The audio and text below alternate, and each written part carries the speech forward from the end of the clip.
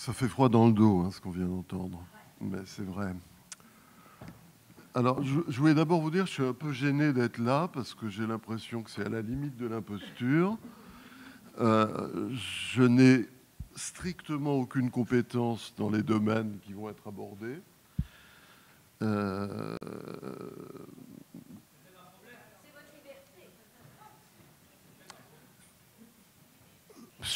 Sans doute un problème. Pour qui ? Quand Gérard Pommier m'a demandé d'être à cette tribune, j'ai commencé par dire que ce n'était pas peut-être essentiel. Il a insisté et je me suis dit que finalement, on ne résiste pas à un psychanalyste, sauf à entrer dans un processus de contre-transfert que rien ne justifie en ce qui nous concerne. Bon.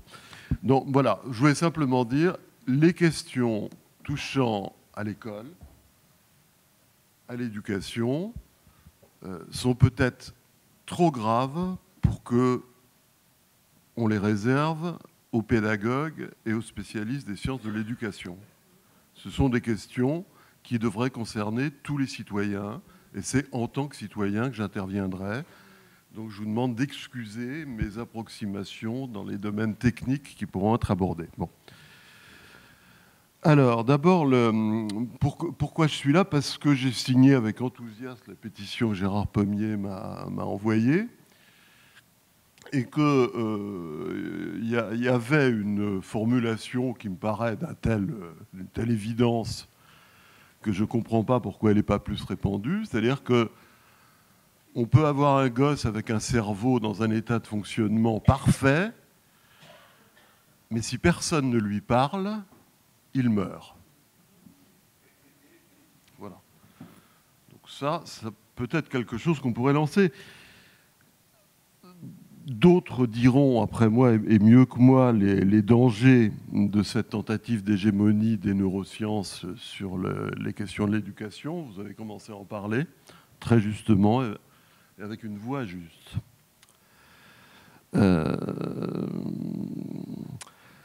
Et il y a des choses qui me paraissent relever de l'évidence. Ce n'est pas la peine d'être spécialiste.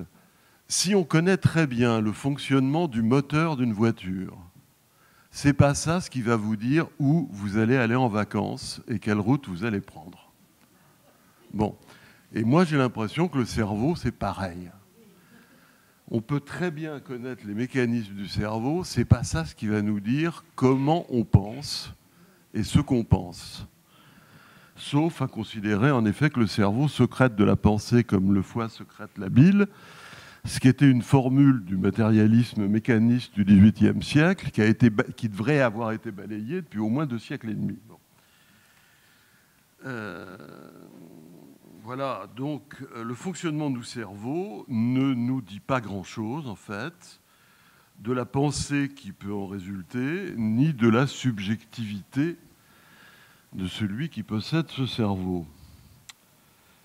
Je dois dire que j'ai rencontré, il m'est arrivé d'être universitaire il y a très longtemps, et j'ai rencontré dans le cadre de l'université un spécialiste des sciences cognitives et des neurosciences qui était probablement l'un des pires cons que j'ai jamais rencontré.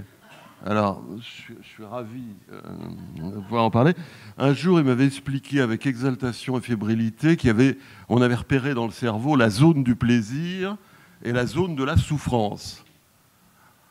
Alors moi, je lui ai dit, mais où est-ce que vous localisez la zone du plaisir masochiste ? Il a ouvert la bouche, et il a eu l'air éberlué, il n'a pas su répondre. Et là, je me suis rendu compte quand même qu'on arrivait à un degré de débilité rare. Mais au-delà, moi, j'en ai marre d'entendre parler des neurosciences. C'est pas des sciences. C'est la première chose qu'il faudrait affirmer. Il y a beaucoup de disciplines aujourd'hui qui se contentent de formaliser des réalités empiriques et de les ramener à des axiomes ou à des chiffres. Et on appelle ça des sciences. Mais ce n'est pas vrai. Et les prétendues neurosciences, qu'il vaudrait mieux appeler des neuroidéologies, ou les neuroreligions, puisqu'on en a parlé, ne sont pas seules. Il y a un cours en ce moment remarquable au Collège de France de Suppiot qui montre par exemple comment l'économie n'est pas une science, mais que l'économie a réussi à s'imposer à travers toutes sortes de mécanismes de pouvoir et d'institutions comme une science pour faire passer comme une vérité objective des réalités idéologiques bien précises, à savoir le triomphe d'une vulgate libérale qu'on présente comme le résultat d'une pensée scientifique alors que c'est un choix politique. Bon. Eh bien, les neurosciences, on peut se demander si ce n'est pas un peu la même chose. Quand on a, je ne suis pas spécialiste encore une fois, mais quand on a un peu fait d'épistémologie, on se rend compte qu'il y a eu pendant longtemps une certaine pensée justement de la coupure épistémologique qui a été formulée par Bachelard, qui a été ensuite développée par Canguilhem et d'une certaine façon par Althusser, dont Pommier est un spécialiste. Ça veut dire quoi? Ça veut dire qu'il y a un moment où on passe de l'alchimie à la chimie. Il y a un moment où on passe de l'astrologie à l'astronomie. Et ce passage, ce n'est pas un simple changement de paramètres, c'est une coupure. Et c'est parce qu'il y a une coupure qu'il y a un champ de savoir nouveau qui s'ouvre, un champ conceptuel nouveau qui s'ouvre. Eh bien, voilà, on peut se demander si, en oubliant cette idée de coupure épistémologique, on n'est pas aujourd'hui envahi de fausses sciences. Si ce qu'on appelle les neurosciences et qu'on devrait appeler les neuroidéologies ne sont pas avant tout des techniques normatives, répressives et disciplinaires, avec une fonction idéologique très précise. Bon, il est évident pour quiconque pense un peu avec son cerveau, qui fonctionne bien, que la psyché humaine échappe, c'est ce que Pommier a suggéré à l'instant, à l'ordre du chiffre et du mesurable. Alors, aujourd'hui, il y a une tyrannie du chiffre, et il y a une gouvernance, il y a ce que certains ont appelé la gouvernance par les ombres, par les nombres. Je parle de Suppiot, qui a écrit un livre remarquable là-dessus. Ça fait longtemps que ton ami Roland Gori tire la sonnette d'alarme. Bon, aujourd'hui, si vous faites 2 jours à l'hôpital, on vous demande de mesurer en chiffres votre douleur. Déjà, bon, ça commence à 8, 7, ah non, peut-être 7,5. Bon, ça ne veut rien dire du tout. Mais le psychisme finit par être amené à ça. Donc voilà. Or, il est évident que la psychanalyse, c'est quelque chose qui reste encore à élaborer. Hein. On n'en est qu'au début. Peut relever à la fois d'une science, puisqu'elle a en effet rompu avec un certain nombre d'idéologies recouvrant son objet et inventé un continent conceptuel nouveau et trouver des lois. Bon, trouver des lois. Parce que si l'économie était une science, il y aurait des lois économiques et à ce moment-là, on ne comprend pas pourquoi tous les économistes se trompent et sont incapables de prédire ce qui va se passer. Un scientifique, il est censé prédire ce qui va se passer à partir des lois qu'il connaît. Bon, l'économie n'est pas une science, les neurosciences non plus. La psychanalyse, c'est autre chose. C'est à la fois un continent scientifique nouveau. Il y a une coupure épistémologique de Freud. Ça, c'est absolument évident, même si Freud ne l'a pas vu, forcément, il ne l'a pas pensé. C'est plutôt Lacan qui a essayé de penser à la coupure introduite par Freud, mais enfin, elle existe. Mais la psychanalyse n'est pas que ça non plus. Ou alors, c'est une science qui remanie la définition de la science. Et moi, j'aurais tendance à croire que, dans le meilleur des cas, c'est un art. Ça relève de l'art autant que de la science. Bon. Voilà. Alors, cette gouvernance par les nombres, cette réduction de la psyché humaine et de l'intelligence, de l'affectif, de la pensée, à quelque chose qu'on peut formaliser par des nombres. Bon, ben, vous l'avez dit mieux que quiconque à partir de votre expérience pratique, on peut bousiller des gosses en s'engageant dans cette voie-là. et les parents. Alors, il y a une deuxième chose que je voudrais dire, peut-être pour pas faire l'unanimité. Je me pose des questions. Voilà. Et à la limite, si on est là, c'est aussi pour qu'on discute, donc c'est pas mal de poser des questions. Est-ce que on se fourvoie pas un peu en entretenant l'idée d'une opposition entre les soi-disant neurosciences et la psychanalyse? Bon, d'un côté, cette espèce de réductionnisme mécaniste des soi-disant neurosciences visant à enfermer les sujets humains dans leur programme génétique et dans leur connexion neuronale, au risque de faire de la discrimination dès l'âge de 2 ans, comme vous l'avez dit. Bon. Mais de l'autre, face à ça, ben je dois avouer, je me demande si des fois on n'a pas une pseudo-psychanalyse qui est le plus souvent du Dolto mal digéré, qui a envahi certains pouvoirs pédagogiques et qui fait autant de dégâts. Et si je dis ça, c'est évidemment un peu par provocation, mais je me demande si cette psychanalyse-là, c'est pas précisément une psychanalyse adaptative, ça a été évoqué, utilitaire, qui est précisément la psychanalyse contre laquelle Lacan a passé sa vie à se battre. Bon. Et je me demande, donc je laisse ça en suspens, si entre les neurosciences et cette psychanalyse dévoyée, c'est pas les deux faces d'une même médaille.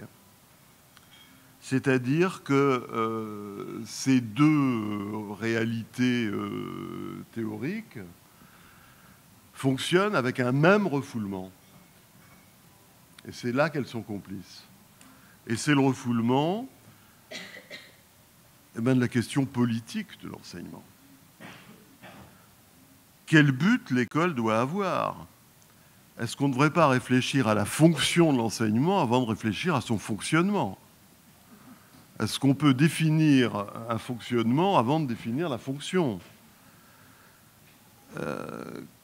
Comment inscrire le petit sujet humain dès son plus jeune âge, qui se définit comme un être parlant? C'est même ça qu'il définit comme sujet. Comment inscrire le par-l'être dans un ordre symbolique, lequel, dans quelle langue, dans quel rapport à la langue, dans quelle histoire, et dans quel rapport à l'histoire, et dans quelle culture? C'est peut-être ça, la question politique, à laquelle seule une pensée politique peut répondre, et ni les neurosciences, ni la psychanalyse dévoyée. En tout cas, je pose la question et je la laisse en suspens. Je termine, j'ai déjà été trop long, justement sur cette question politique. Moi, j'ai eu des anciens étudiants qui sont devenus profs de collège, profs de lycée. Ils n'en peuvent plus, quoi. Ils sont tiraillés de tous les côtés, ils sont pris dans des injonctions contradictoires. On leur demande à la fois de faire de la discipline, d'instruire, d'éduquer, de rétablir le lien social, d'apprendre la langue à des gens qui ne l'ont pas, de suppléer aux carences de la famille et en plus d'être dans une bonne place dans le classement des lycées et des collèges. Bon, personne n'y arriverait. C'est évident. Bon. Peut-être qu'il faut commencer par se demander, instruire, éduquer, mais dans quel but? Voilà. Moi, je dirais que ça, c'était présent et sous-jacent dans ce que vous avez dit et dans ce qu'a dit Pommier. En tout cas, il y a un but qu'il ne faudrait pas oublier, c'est que tout ça devrait avoir comme objectif de produire autant que possible des sujets libres. Voilà. Or, aujourd'hui, l'école soumise sous toutes ces injonctions contradictoires et à la pression de ces idéologies qui veulent se faire passer pour des sciences objectives, l'école produit, je ne dis pas risque de produire, mais produit aujourd'hui des sujets adaptés, des sujets soumis, et des sujets serviles. Et quand ça résiste, c'est sous la forme du boxon intégral, hein, et de la sauvagerie, à l'état pur. Bon, voilà. Quelle langue, quelle histoire? Bon, on est à Belleville, hein, là. Rue Boyer, à côté de la rue de Ménilmontant, dans le quartier de Belleville. C'est là qu'ont eu lieu les grandes barricades de 48. C'est là qu'ont eu lieu les grandes barricades de la Commune de Paris. C'est là qu'ont eu lieu les premiers réseaux de résistance à Paris, dans le milieu des petits ouvriers en confection juifs d'origine polonaise de Belleville, qui ont fondé les premiers bataillons des FTP-MOI.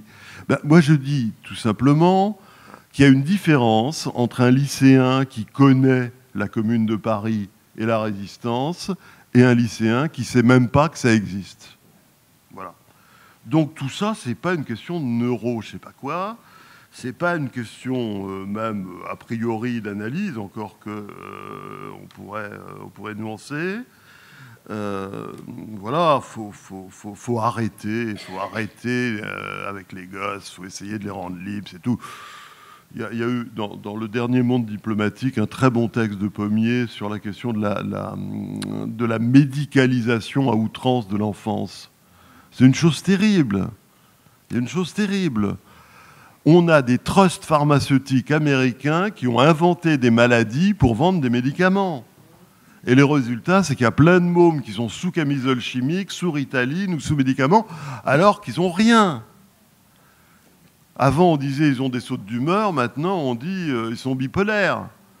Avant, on disait le gosse est turbulent, maintenant on dit il est hyperactif, et paf, des molécules, des médicaments. Bon, voilà.